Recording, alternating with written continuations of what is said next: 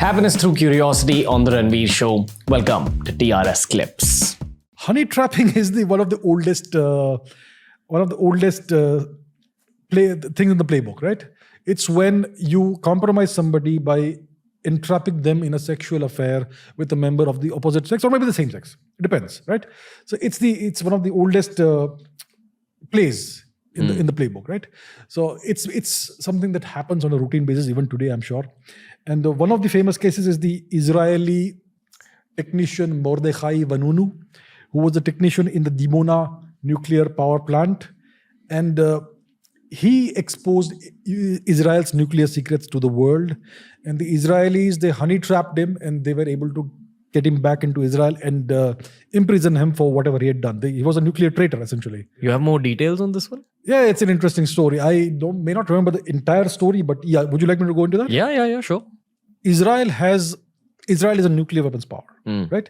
But it's always maintained this strategic ambiguity. They neither accept nor deny, they neither confirm nor deny that they have nuclear weapons. But it's known now that they do have it. So they have this, they have a facility in a place called Dimona, near the town of Beersheba in the Negev region, southern region of Israel, where there is a nuclear facility. And that's where they have been producing those nuclear weapons. Most likely tactical nuclear weapons. Their stockpile would be nearly 100 possibly nuclear weapons. Most likely did this in the 1960s, 1970s. I think it was in the 1970s or 80s, somewhere around that this individual, Mordechai Vanunu, was employed as a technician over there. And I think he took photographs secretly of what was going on inside this nuclear weapons plant. And then he traveled to the West. Was it Italy? Was it the UK? Maybe the UK it was. And then he sold those photographs to, I believe it was the News of the World or one of the media outlets. Then he spent some time in Australia. He converted to Christianity. He took up the name David Crossman or something. So he was a fugitive from Israel. He was wanted by the Israelis for his treason. And eventually, the Israelis were able to honey trap him with a Mossad operative pretending to be a charming young lady. And they were able to get him out of the UK into some other European country, maybe Italy it was, maybe. And from there, they were able to exfiltrate him back into Israel and they were able to prosecute him. Wow. Okay. How do you exfiltrate someone? I'm assuming that the lady would have told him, oh, come vacation with me in Italy.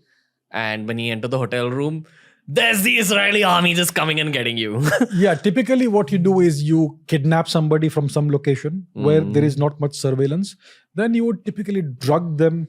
For instance, there is a very famous case of Adolf Eichmann, who was one of the major Nazi criminals, who was hiding away, living a very nice life in Argentina. The Mossad tracked him to that place. And they sent a team to exfiltrate him. They had the choice of either Adolf Eichmann or Joseph Mengele, but they decided to take out Adolf Eichmann. So they kidnapped him, they drugged him, sedated him, and then they sent an Israeli plane on a diplomatic or some mission over there. And then they pretended like he's an Israeli who's highly drunk, and they have to carry him back into the plane. Wow. And that's how they were able to get him out. That's crazy. Thanks for watching. Make sure you check out the entire episode and also check out this playlist that we've curated just for you.